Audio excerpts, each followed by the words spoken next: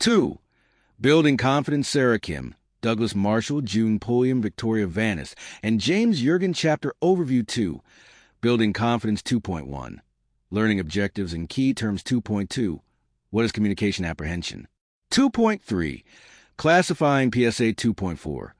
Learning Confidence 2.1. Learning Objectives and Key Terms. Learn methods to build public speaking confidence. Identify and deal with your own brand of public speaking anxiety. Apply cognitive restructuring techniques to create a more positive frame of reference. Recognize the importance of customized practice to become conversant in your topic. Create a personal preparation routine to minimize your apprehension. Breathe and release cognitive restructuring, glossophobia, public speaking anxiety, scrutiny, fear, state anxiety, trait anxiety. Learning Objectives, Key Terms 2.2. What is communication apprehension? I have to do what? On the first day of history class, you see the syllabus and see that a significant percentage of your overall grade in the course will be determined by a 10-minute oral presentation that each student must give in front of the class. The presentation, due in 8 weeks, will be based on an original research project.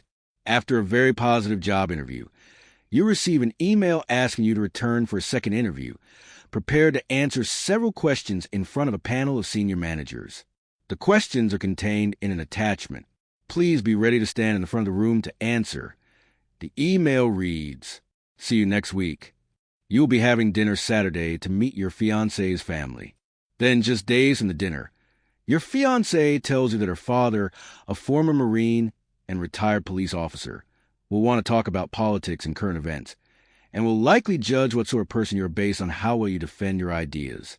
Each of these scenarios might provoke one of the most common fears in our society: public speaking anxiety or glossophobia. PSA is a situation-specific social anxiety arising from the real or anticipated enactment of an oral presentation. If you experience PSA, you are not alone. Approximately a quarter of all people report having this fear. However, overcoming PSA is important if you are to grow personally and professionally.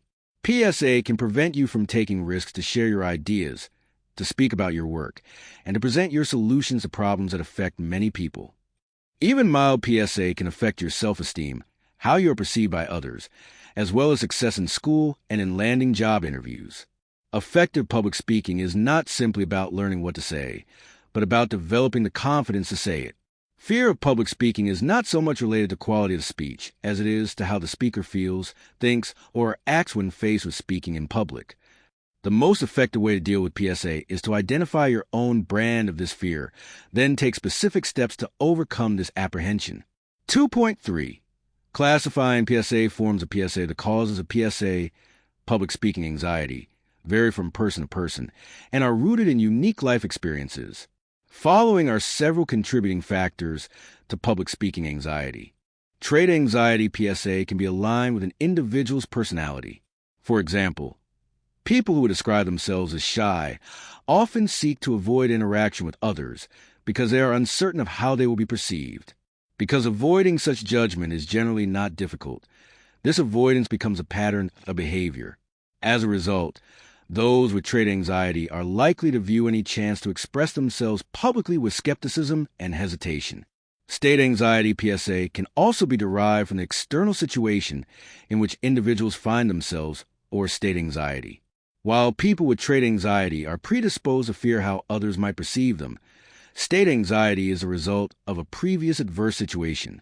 Those with state anxiety might have had a negative experience in public at an early age, such as forgetting a line in a play, losing a spelling bee, or doing poorly when called on in class, resulting in public embarrassment. These experiences often lead to the formation of state anxiety. Scrutiny fear. Other researchers describe PSA as deriving from a fear of scrutiny. This anxiety is simply the fear of being in a situation where one is being watched or observed. Those who struggle with PSA will recognize varying intensities associated with different situations or triggers. Therefore, overcoming PSA requires first that you recognize and then minimize your own personal cause of this fear. Both state anxiety and scrutiny fear can be effectively addressed through cognitive restructuring and thoughtful, deliberate experience. Cognitive restructuring, the major difference between presenting to a public audience versus presenting to a small group of close friends, involves one's attitude about the situation. Overcoming PSA is as much a matter of changing one's attitude as it is developing one's skills as a speaker. A change in attitude can be fostered through a self-reflective regimen called cognitive restructuring, which is an internal process through which individuals deliberately adjust their perceptions of an action or experience. Cognitive restructuring is a three-step internal process. 1. Identify objectively what you think. 2. Identify any inconsistencies between perception and reality. 3. Replace destructive thinking with supportive thinking. These steps are easy to understand, but perhaps difficult to execute. The first step is to objectively identify what you're thinking about as you approach a public speaking opportunity. Recall your habitual frame of reference. Shine a bright light directly on it. This results will be different for each student, as this is an internal process based on unique individual experiences. Sources of apprehension. 2 common concerns described by those with PSA are the fear of being under scrutiny, as if you're under some collective microscope with everybody's eyes on you, and the fear that the audience is just waiting for you to slip up so they can immediately render an embarrassing judgment. How might CR be applied to each of these widely held perceptions? Center of attention. When people describe the specific scrutiny fear, they use phrases like, "Everyone just stares at me," or "I don't like having all eyes on me." Consider for a moment what your experiences have been like when you have been a member of the audience listening to someone else speak. Where did you look while the person spoke? Did you look at the speaker? Direct eye contact means different things in different cultures. But in the United States, eye contact is the primary means for an audience to demonstrate to the speaker that they are listening. Nobody likes to be ignored, and most members of an audience would not want to be perceived as ignoring the speaker. That would be rude. So the audience is looking at the speaker as a sign of respect. Compare. Before SAR, the frame of reference reflects the idea that everyone is staring at me. After SAR, the perception is altered to the audience is looking at me to be supportive and polite. After all, I'm the one doing the talking. Fear of judgment. Another common concern is a fear of being judged harshly or making an embarrassing mistake. Go back to that memory of you as an audience member, but this time reflect on what sort of expectations you had at the time. Did you expect the speaker to be flawless and riveting? Did you have in mind some super high level performance, below which the speaker would have disappointed you? You probably did not. Think back to any experiences you may have had watching another speaker struggle, perhaps a classmate during one of their presentations. Witnessing something like that can be uncomfortable. Did you feel empathy for the person struggling? Isn't it a much more pleasant experience when the speaker does well? Again, the vast majority of people empathize with the speaker when it comes to the quality of the presentation. They are willing to give the speaker a chance to say what they want to say. 2. If the speaker stumbles over her words or misspeaks, she notices a flaw much more than the audience does because they do not expect a flawless performance. They know the difference between a live presentation and a carefully edited performance. Think about when you have watched professionals speak live in front of a camera to deliver the news or provide commentary about a sporting or political event. When these professionals occasionally stumble over their words or mispronounce something, how upset does the audience become? Can you even remember the specific misstep made by one of these professionals? More than likely you can't, because when that person flubbed his lines, your brain just processed it as normal human speech. So even if you misspeak a word or even forget a line, your experience will be more frustrating and memorable for you than it will be for your audience. Thus, before CR, the frame of reference reflects the idea that everyone is judging me harshly. And after CR, the perception is altered to the audience is willing to listen to what I have to say because it's a more pleasant experience for them if the speaker is successful. Consider what comes into your mind if you are to deliver a public presentation. Are your thoughts consumed with many uncertainties? What if I make a mistake? What if they don't like what I'm talking about? What if? Try your own version of CR. Put yourself in the role of audience member and ask yourself whether your fears as a speaker are consistent with your expectations as an audience member. Remember that, just like you, the audience wants the speaker to succeed. Of course, CR is always easier said than done. It is a process that takes time, patience, and practice. The most important thing to remember is that you are trying CR as a means of breaking a habit, and habits are formed over periods of time, never instantaneously. Breaking a habit can only be accomplished gradually and with deliberate effort. Changing your attitude is only one element in overcoming PSA. The other involves improving your skills as a speaker, including diligently preparing for your presentation. 2.4. Learning confidence techniques for building confidence. A speaker's nervousness is linked to her level of preparation. The best, most consistent, and direct way to minimize the level of nervousness you feel is through effective preparation. This is always true.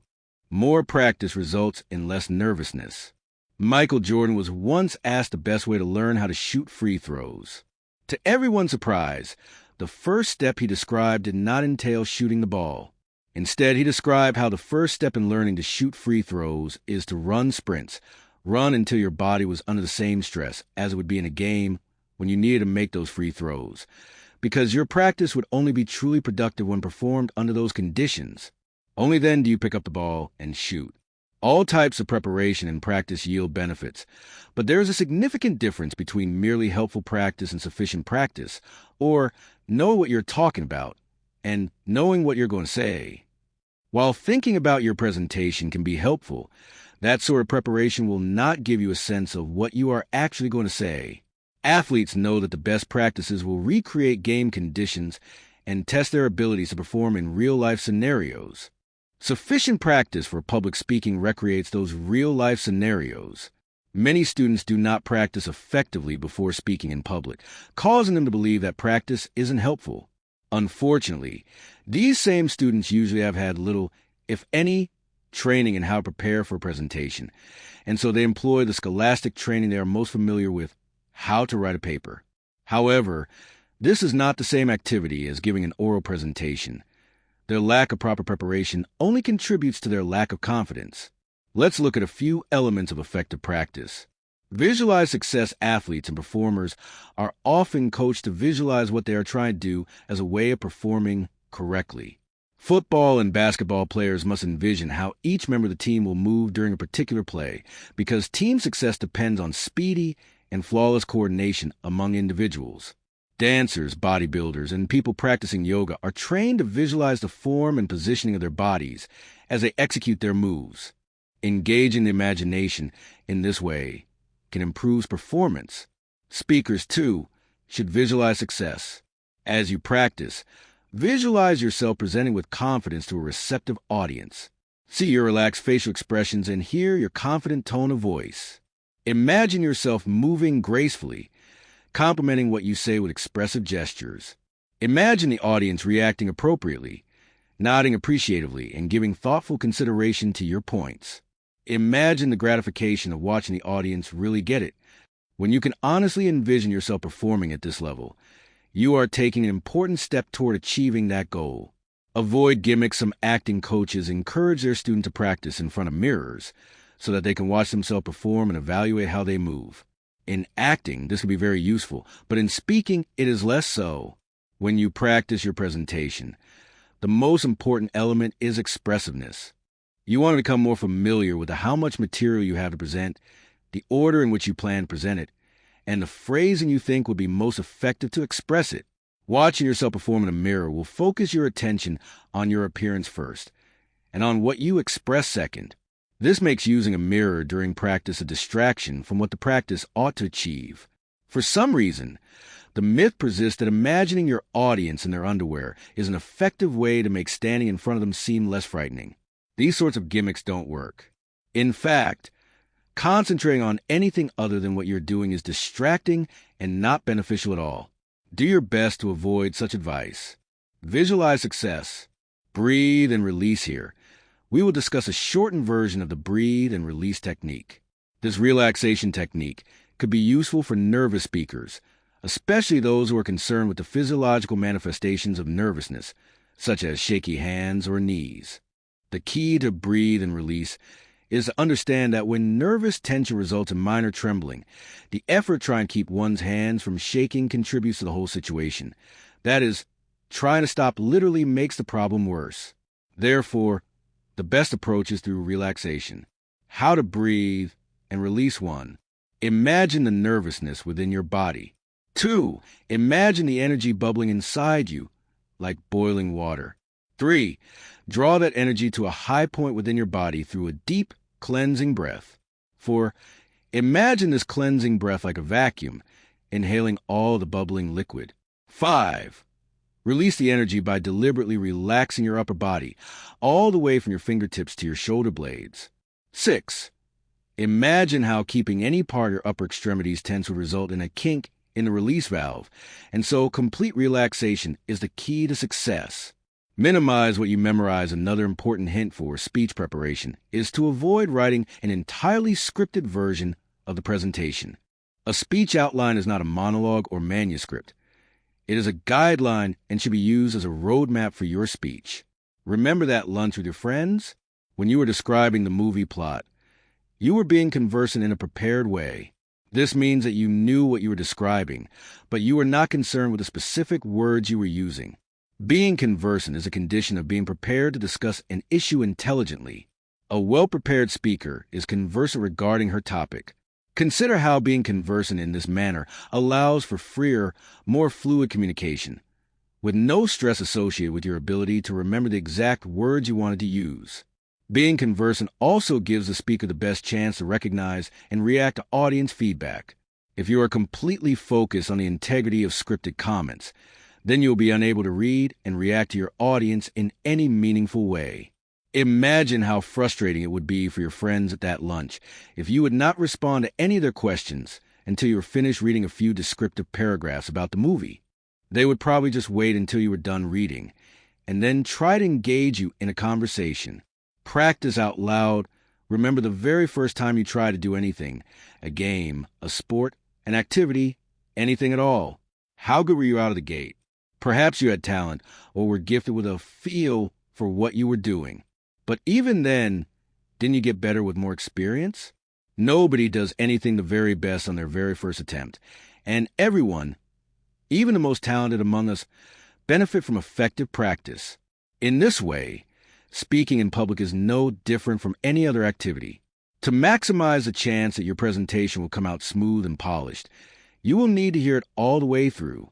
By practicing out loud, from the beginning to the ending, you will be able to listen to your whole speech and properly gauge the flow of your entire presentation.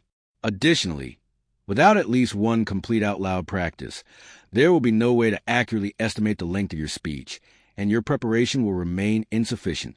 The out loud dress rehearsal is the single most important element to your preparation.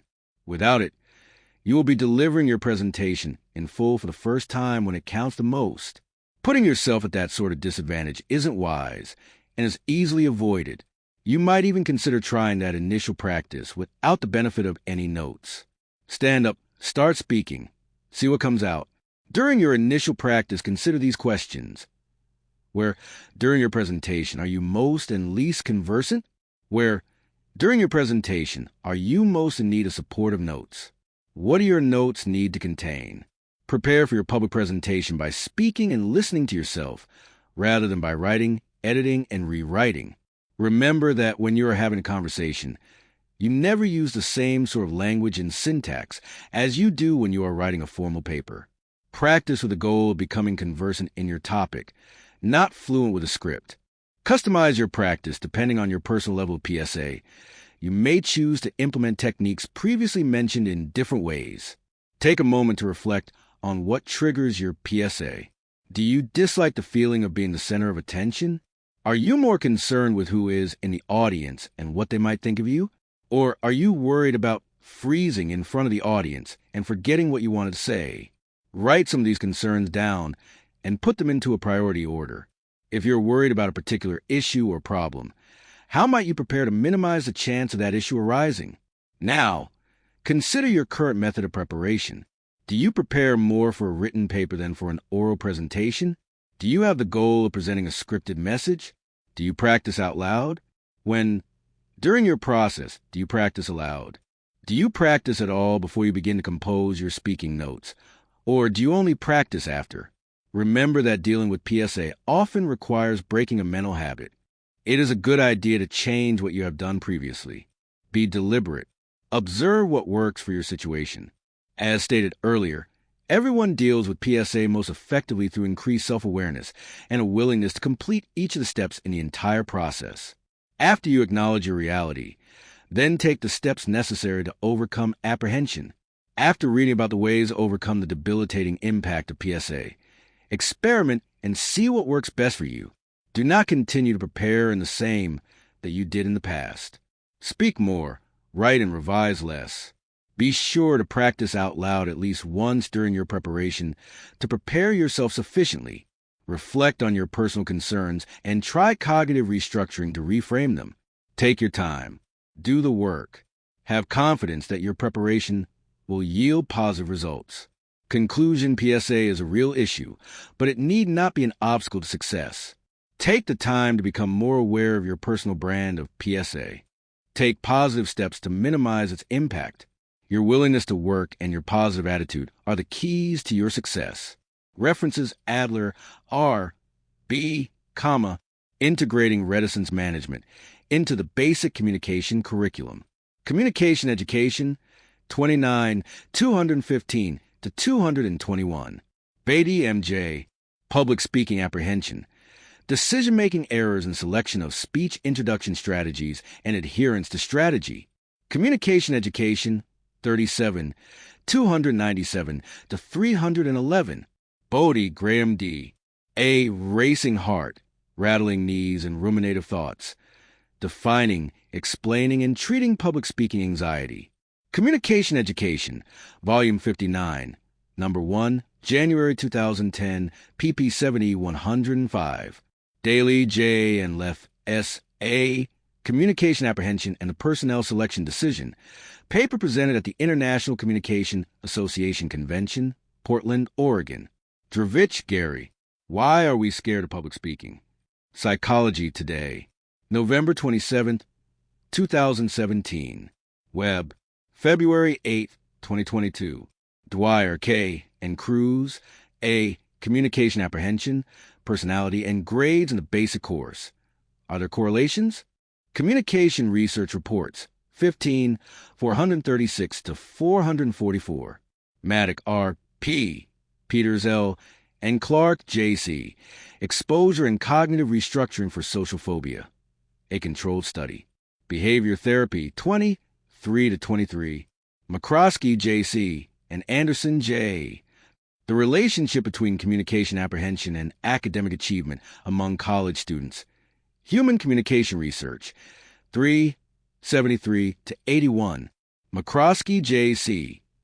Oral Communication Apprehension, A Summary of Recent Theory and Research. Human Communication Research, 478 to 96. McCroskey, J.C. The Communication Apprehensive Perspective. In J. A. Daly and J. C. McCroskey, Avoiding Communication, Shyness, Reticence, and Communication Apprehension. Beverly Hills, California. Sage Publications Incorporated. McCroskey, J.C. The Problem of Communication Apprehension in the Classroom. Paper prepared for the special edition of Communication, Journal of the Communication Association of the Pacific, compiled for the CAP Convention. Menzel, K. E. and Carroll, L.J., The Relationship Between Preparation and Performance in Public Speaking, Communication Education, 43, 17 to 26. Pelias, M. H. Communication Apprehension in Basic Public Speaking Texts, an examination of contemporary textbooks. Communication Education, 38, 41 to 53.